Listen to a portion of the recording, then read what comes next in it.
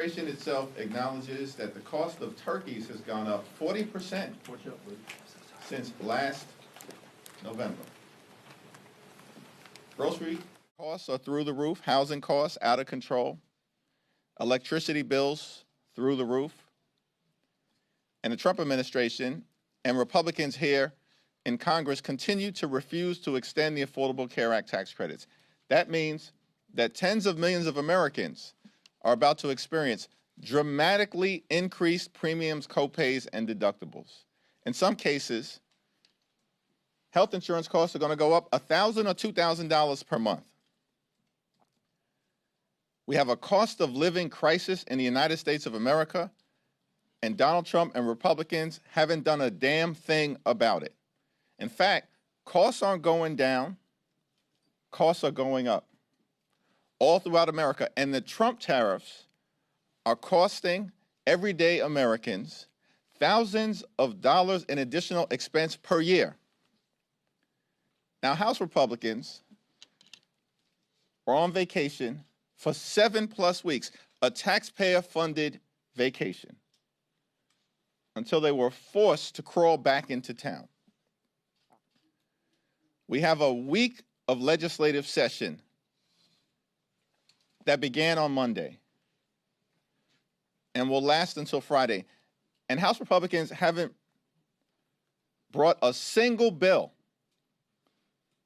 to the floor that actually addresses the high cost of living in the United States of America.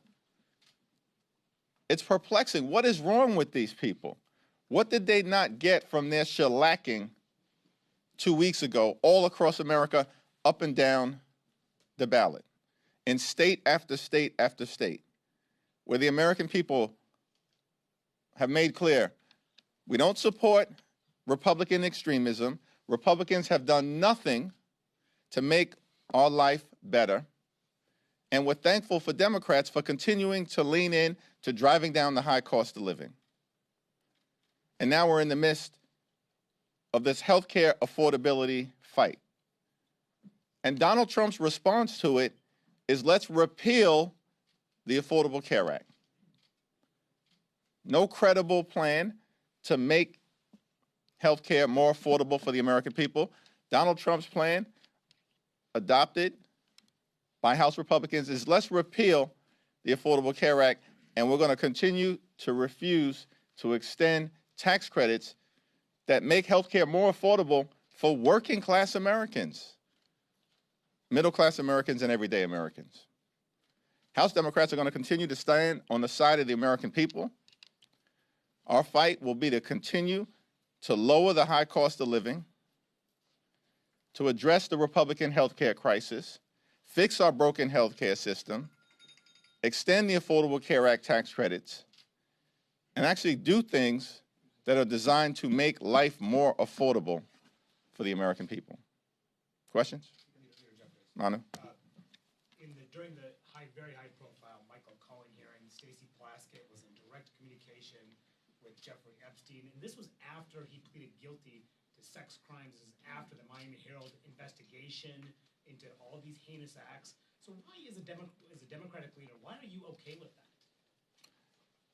I expressed my position on the floor yesterday. My statement speaks for itself. In a bipartisan way, the resolution that was introduced targeting Stacey Plaskett was defeated. And it was defeated for several reasons, including the fact that it was a dramatic overreach related to throwing her off her committees. Democrats, if you're going to ask a question, you got to let me answer.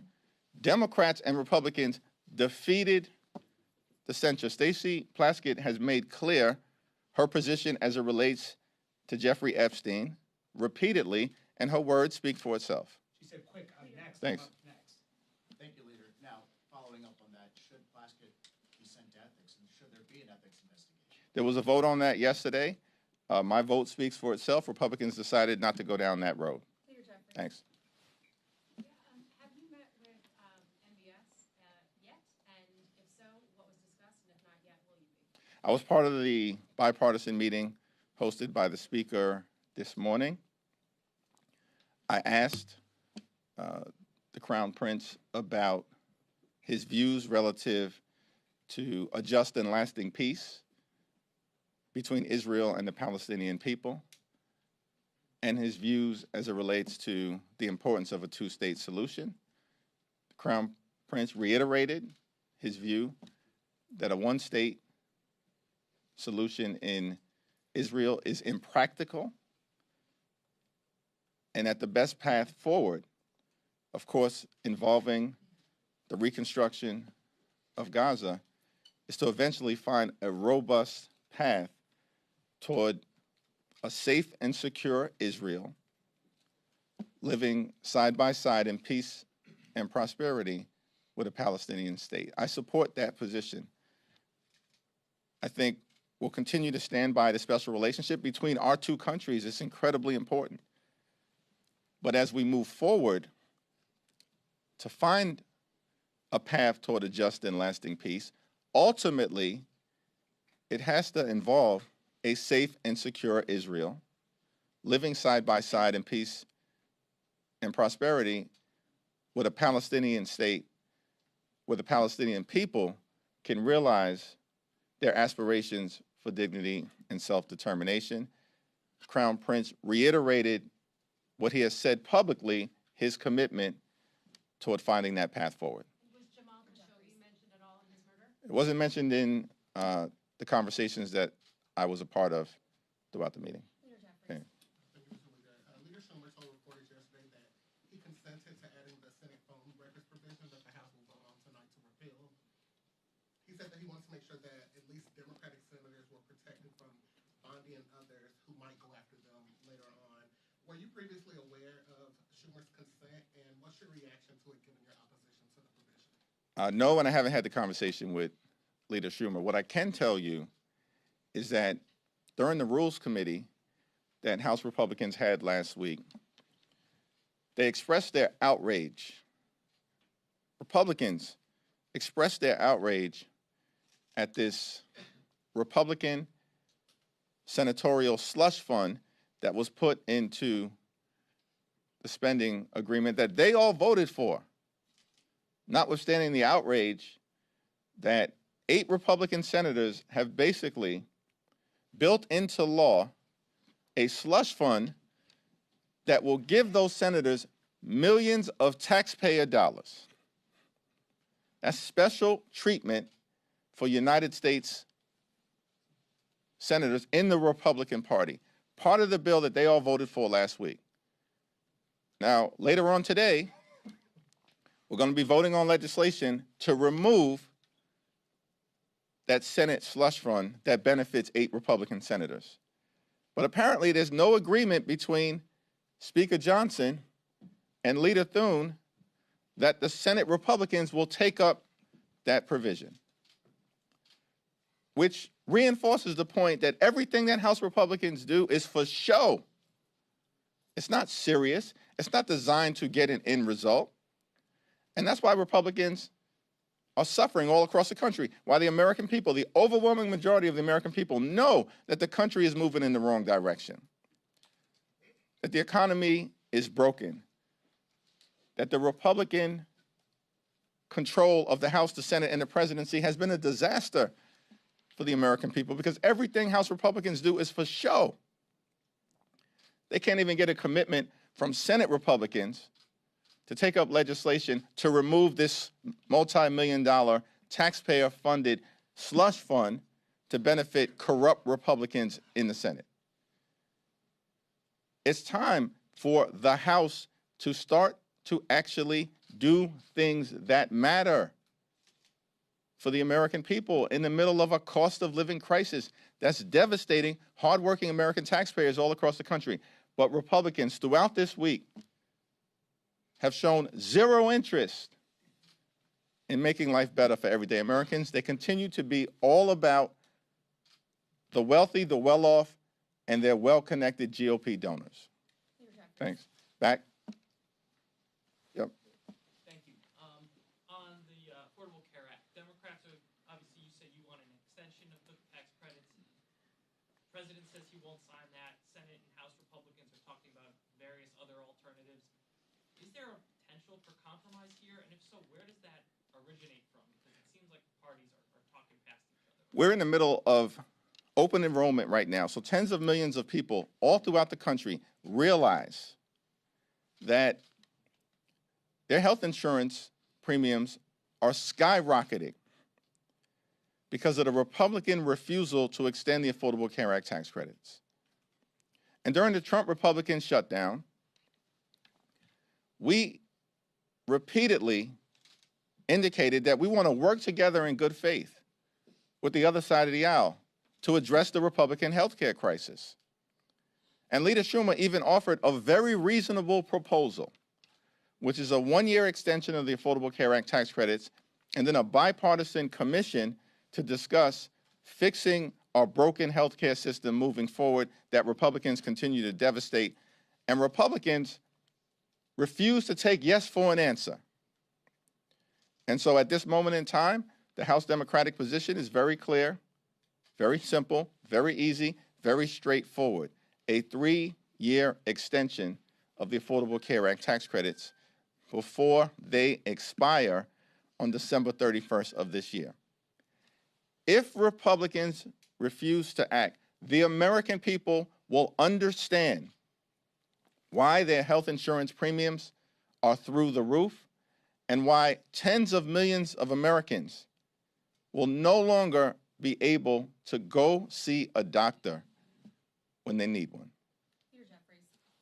Thank you so much, Leader Jeffries. House Oversight Chairman Comer said yesterday on the floor that you had Jeffrey Epstein over for dinner and took money from him back in 2013.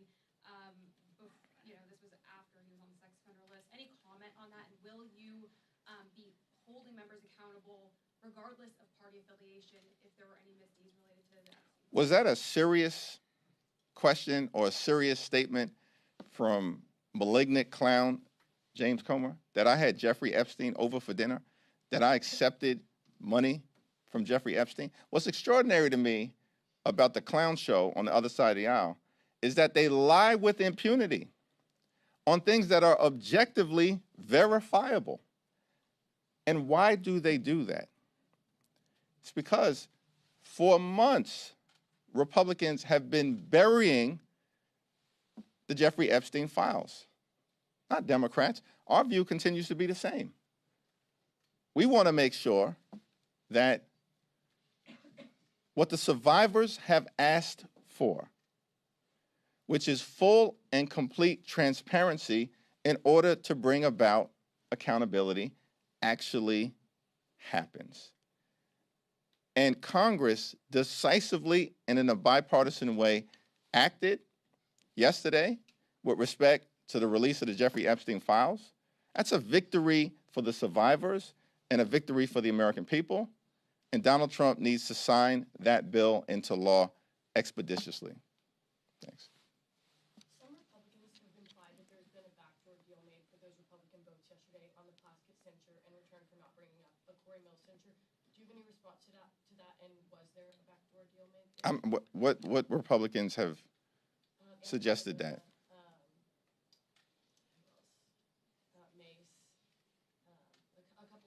Yeah, the only thing that I can say is that Democrats are not going to unilaterally disarm. And there's a long list of Republicans worthy of censure. A long list of Republicans. Not enough time in the legislative calendar if Republicans want to go down this road of censuring members or throwing them off committees. Thanks. Back row. A couple months ago, you had done an event downstairs with Jared Golden to promote a discharge petition on restoring some collective bargaining rights for federal workers. That discharge petition hit 218 on Monday. I'm just wondering what happens now. Do you anticipate that that will be called up? Will there be a vote on that bill in December? Well, Speaker Johnson is required, pursuant to the discharge petition, to set in motion an up or down vote on restoring collective bargaining for hardworking federal employees. And that's a bipartisan discharge petition that will trigger that vote. So we know the votes exist in the House of Representatives. But this is another example of Republicans attacking hardworking American taxpayers. working families, members of organized labor, everyday Americans and middle-class Americans who benefit from union involvement and union participation and collective bargaining against powerful interests across the country. The House Republican majority has been a complete and total failure. They have failed the American people. Life has not gotten better, despite all of their promises to lower the cost of living on day one. Costs have not gone down. Costs have gone up. And the American people know it's because of failed Republican policies. Thanks. Thank you, Leader Jeffries. Throughout shutdown, you really emerged on national stage, and President Trump didn't hold back his attacks. I know this may sound perhaps counterintuitive, but it does give you perhaps more confidence that he sees you as a strong opponent, the one who can move the political needle, and will you consider presidential run 2028? Well, I appreciate you suggesting that throughout the shutdown I emerged on the national stage. I think my mother has done a good job of circulating talking points in that regard. But this fight was always about the American people and putting the American people first. And we're going to continue to lean into that fight, to lower the high cost of living, to fix our broken healthcare system, and to clean up corruption. In the Congress, that is going to start with making sure we prohibit stock trading by members of the United States Congress. And of course, we've got to deal with corruption within the Supreme Court and in the administration, the most corrupt administration in American history. Our focus on the non-governmental side will continue to be taking back control of the United States House of Representatives, because that's the most significant thing that can be done to begin the process of ending this national nightmare that has been visited on the American people by Donald Trump and Republicans. And Democrats are going to take back control of the House of Representatives. And we're going to do so decisively. This whole notion, it was always a fantasy. Some people bought into it. This whole notion that Republicans were going to be able to gerrymander their way into rigging the midterm elections, and Democrats in the House were just going to unilaterally disarm, roll over, and play dead was a fantasy. And I told that to Mike Johnson months ago, directly. This is not going to end well for you. I told that directly to Mike Johnson, early, when it was suggested that Texas was going to move aggressively. Because they must have us confused. We recognize the urgency of the moment. And in state after state, we will continue to decisively and forcefully respond, as we've done. In Texas, in California, we're doing it now in Missouri, on the ground, in Virginia, in Illinois, in Maryland, litigation in New York, pushing back against their efforts in red states throughout the country, and of course, with a decisive legal victory in Utah. So our focus is on making life better for the American people, stopping this Donald Trump-inspired effort to gerrymander the national congressional map in order to rig the midterm elections. They started this redistricting fight. We will end it. And that's the reality that extreme MAGA Republicans are confronting right now. That being said, just to follow up on that, though, in light of the Texas ruling yesterday, do you worry at some point some of your counter efforts could also be invalidated? The Texas congressional map that was racially gerrymandered in violation of the law was declared to be unconstitutional in an opinion written by a judge appointed by Donald Trump, who centered that opinion on the corruption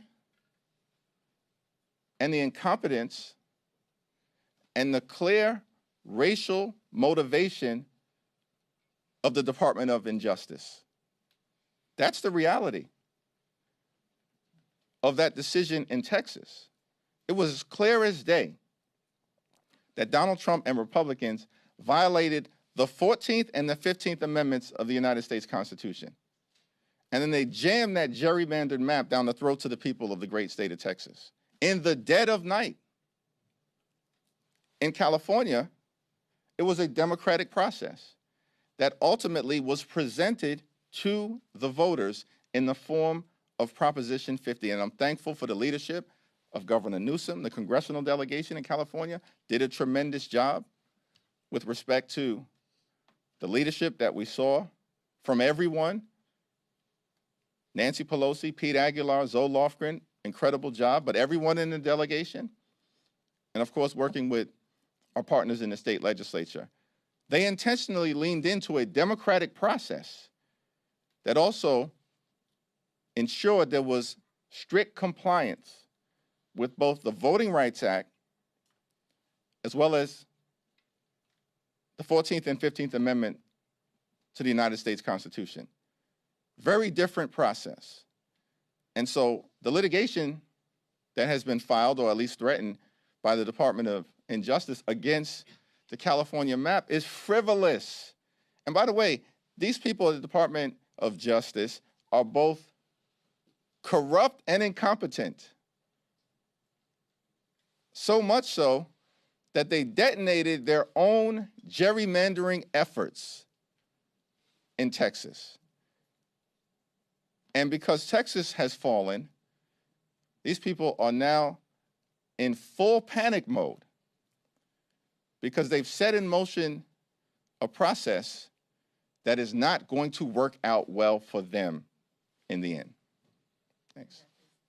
Thank you, Mr. Leader. You said just a moment ago that there's a long list of Republicans worthy of censure. Nancy Mace is going to be offering a privileged motion to censure Corey Mills later today. How do you plan to vote on that resolution, and will Democratic leadership be whipping your caucus for this vote? We haven't had a conversation about the resolution because we haven't seen the resolution, so I'll have to take a look at it. Thanks. Yes? President Trump has been posting on social media recently about health care, specifically saying that the only health care he will support is sending money directly back to the people. Has anyone from the White House or Republican Party approached you or anyone else in the Democratic Party about a specific plan? No, there hasn't been a single bit of outreach from Donald Trump or the White House about confronting the Republican health care crisis because they're not serious about it. It's not even clear to me that Donald Trump understands how the Affordable Care Act tax credits operate, because hardworking American taxpayers currently have the option to either utilize the tax credits on a monthly basis to lower their health insurance premiums significantly, or take the tax credits in connection to the filing of their taxes at some point on or before April 15th. The money can already go directly to the taxpayer. So Donald Trump has zero idea of what he's talking about. This is all fantasy. It's all political theater from Donald Trump. He's got no interest in making health care more affordable for the American people. And by the way, this is the same group of folks, House Republicans, who have literally tried to repeal the Affordable Care Act more than 70 different times over the last 15 years. This is the reason why in public opinion survey after public opinion survey, before the Trump shutdown, during the Trump shutdown, and after the Trump shutdown, the American people overwhelmingly trust Democrats to deal with fixing our broken healthcare system. Thank you. Just to clarify and a follow-up question on the James Comer accusations, are you saying that your fundraisers never solicited money from Jeffrey Epstein in exchange for a meet and greet? Because he's saying that there's emails proving that. I have no idea what James Comer is talking about in terms of anything that any prior consultant may have sent.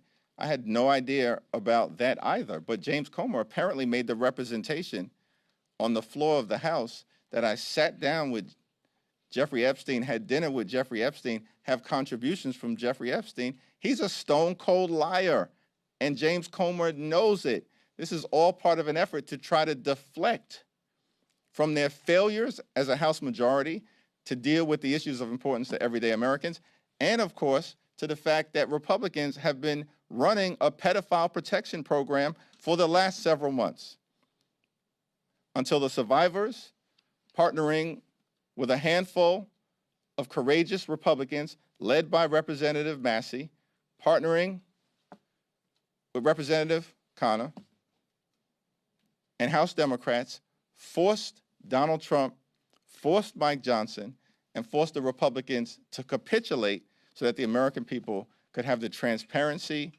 that they deserve. And just a quick Thanks. follow-up, do you regret that Stacey Plaskett did what she did, and is that something that you would tell other Democrats not to do in the future? I think that Stacey Plaskett has spoken extensively on this issue, and I'll let her words speak for themselves. Thank you. Following up on ACA, I know you mentioned your position is the district petition for the 3-year extension, but what about something like the Kevin Kiley, Sam Ricardo, the bipartisan bill that does, it's a 2-year extension, it adds income taxes, a couple other conditions. Is that something that leadership could get behind? Yeah, the House Democratic position right now, supported by the overwhelming majority of House Democrats, is a 3-year extension of the Affordable Care Act tax credits. Now, Republicans have repeatedly been given the opportunity to take yes for an answer and to address this health care crisis that they've created, which includes but is not limited to the largest cut to Medicaid in American history. That's what they did in their one big ugly bill. And as a result of what Republicans have done, hospitals, nursing homes, and community-based health centers are closing all across the country, including in rural America. This is devastating everyday Americans. And at the same period of time, Republicans set in motion a possible cut to Medicare. They're going after the Centers for Disease Control, $1.7 billion cut to the CDC. That will be the largest cut in American history. In this appropriations process, that's what Republicans are trying to do. They also want to enact the largest cut, about $500 million, to the National Institute of Health. That will be the largest cut in American history. And on top of all of that, Republicans continue to refuse to extend the Affordable Care Act tax credits, jeopardizing the health and well-being of tens of millions of Americans. Mike Johnson has said he's got no interest in dealing with this issue. There's no urgency. We're back this week, full-time. He's done nothing. No bills, no discussion, no outreach. Why? Because Republicans aren't interested in making life better for everyday Americans. Republicans, like they did in their one big ugly bill, largest cut to Medicaid in American history, ripped $186 billion in SNAP funding from hungry children, seniors, and veterans. And why did they do all of that? To provide massive tax breaks to their billionaire donors, which they made permanent. But now Republicans can't even find a dime or the time of day to extend the Affordable Care Act tax credits for tens of millions of working class Americans. Shame on them. Thank you.